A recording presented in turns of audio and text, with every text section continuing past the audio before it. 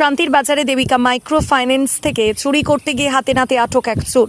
দিনে দুপুরে চুরিকাণ্ড। ঘটনার বিবরণে জানা যায়, বৃহস্পতিবার শান্তির বাজার শহরে দেবিকা মাইক্রো ফাইন্যান্স নামে একটি সংস্থা থেকে এক যুবক চুরি করতে গিয়ে সংস্থার কর্মীর হাতে ধরা পড়ে। পরবর্তী সময়ে স্থানীয় লোকজনের সহযোগিতায় যুবকটিকে আটক করে খবর দেওয়া হয় শান্তির বাজার থানায়। ঘটনার খবর পেয়ে ঘটনাস্থলে ছুটে যায় শান্তির বাজার থানার পুলিশ ঘটনাস্থলে গিয়ে চুরিকাণ্ডের সাথে জড়িত যুবককে আটক করে থানায় নিয়ে যায়।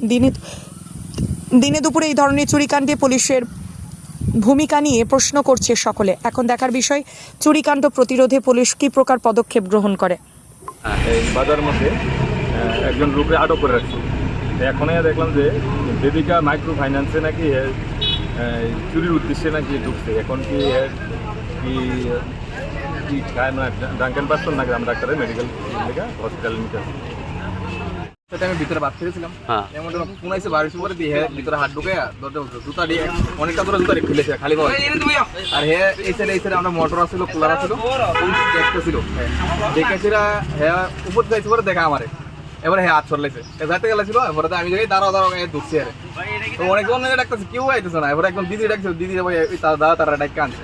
কোন জায়গাতে এটা আমরা মাইক্রো বেদিকা মাইক্রো শান্তির বাজার? শান্তির বাজার।